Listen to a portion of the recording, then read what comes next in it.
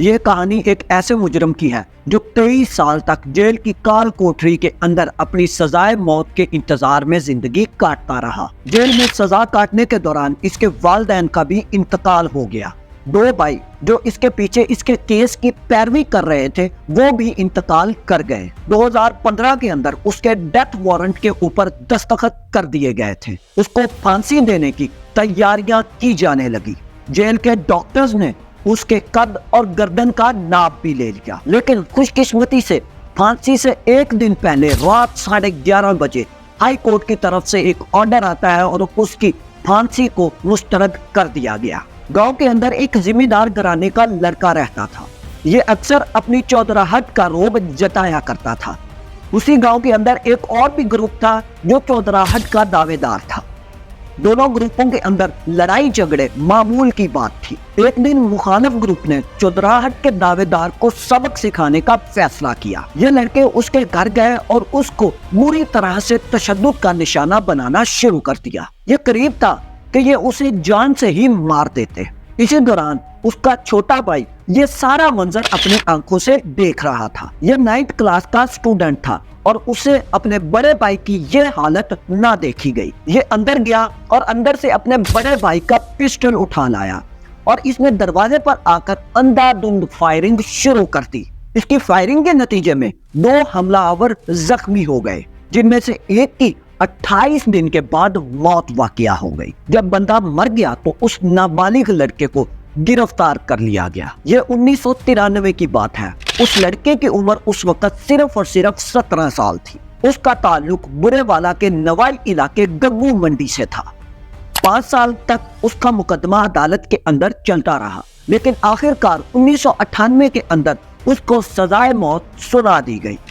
اس نے اپنے پہلے 5 سال عام قیدیوں کے اندر گزارے، لیکن جب اس کو سزائے موت کا فیصلہ سنایا گیا تو اس کے بعد اسے کال کوٹری کے اندر منتقل کر دیا گیا۔ یہیں سے اس کی اصل مشکلات کا آغاز ہوا۔ اس نے ہائی کورٹ سے، سپریم کورٹ اور پھر صدر پاکستان سے رحم کی اپیل کی درخواست کی، لیکن اس کی یہ سزائے موت ختم نہیں ہوئی۔ 2001 کے اندر پاکستان میں کم عمر مجرموں کو سزائے موت نہ دینے کا قانون پاس کر دیا گیا۔ اب اس کا کیس ایک بار پھر سے دوبارہ نچلی عدالتوں کے اندر آ گیا۔ پہلے والدین نے اس کے کیس کی پیروی کی، ان کا سب کچھ بک گیا، پھر بھی وہ قرضہ لے کر اس کیس کی پیروی کرتے رہے۔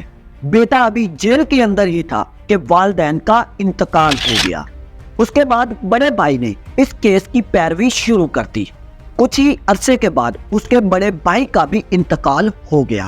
اب دوسرے بھائی نے کیس لڑنے کی ذمہ داری سنبھالی۔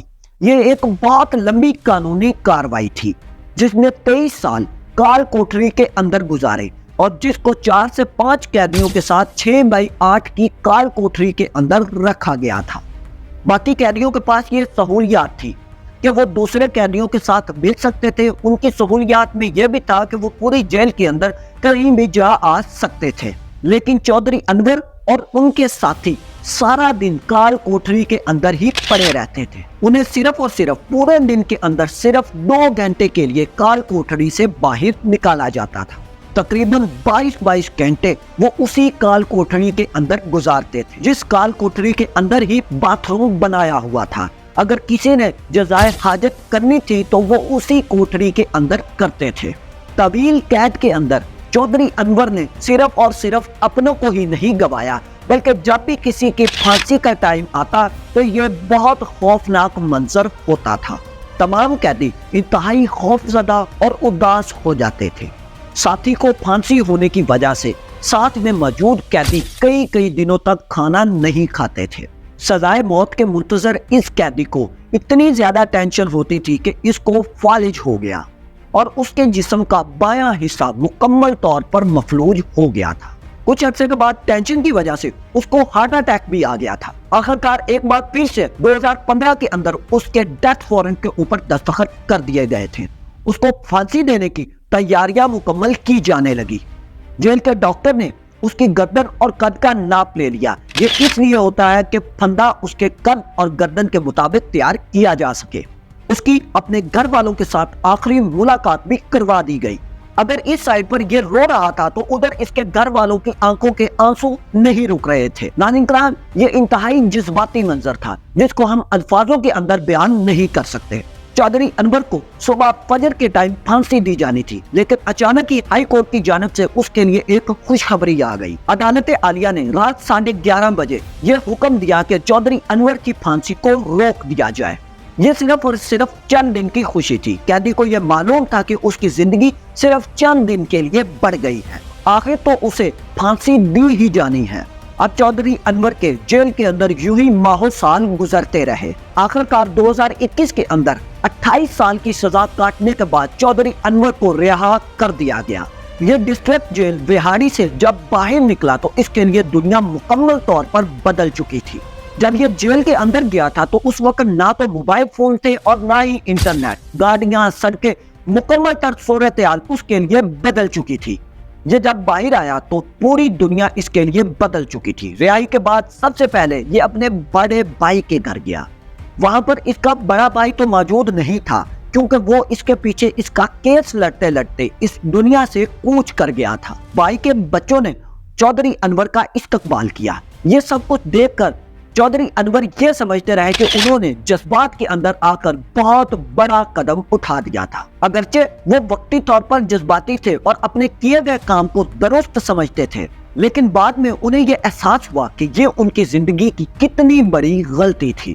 انہوں نے ہر دن اپنی زندگی کا اس غلطی کے پچھتاوے کا اظہار کرتے ہوئے گزارا تھا۔ جب وہ جیل کے اندر گئے تو وہ بچے تھے، لیکن جب وہ جیل سے باہر آئے تو وہ بوڑھے ہو چکے تھے۔ ایک ایسا بوڑھا جو جسمانی طور پر معذور ہو چکا تھا، جس کے جسم کا آدھا حصہ فالج کی وجہ سے صحیح طرح سے موومنٹ نہیں کر سکتا تھا۔ اگر چودھری انور کو وقت کو پیچھے کرنے کا موقع ملے تو وہ اپنی اس غلطی کو مکمل طور پر مٹانے کی کوشش کرے گا، اور ایک چھوٹی سی غلطی کی وجہ سے چودھری انور کی پوری زندگی تباہ ہو گئی۔ اس کے والدین اس سے بچھڑ گئے، اس کے بھائی مر گئے اور اس کے ساتھ والے رہنے والے قیدی کئیوں کو پھانسی ہو گئی۔ اس کے دوست، یار، احباب اس کو پہچاننے سے انکار کر چکے تھے، کیونکہ جب یہ گیا تھا تو یہ انتہائی خوبصورت جوان تھا، لیکن جب وہ جیل سے واپس آیا تو اس کے بالوں میں چاندی سفیدی آ چکی تھی، جسم لڑکھڑا رہا تھا، ذریعہ معاش کوئی تھا نہیں۔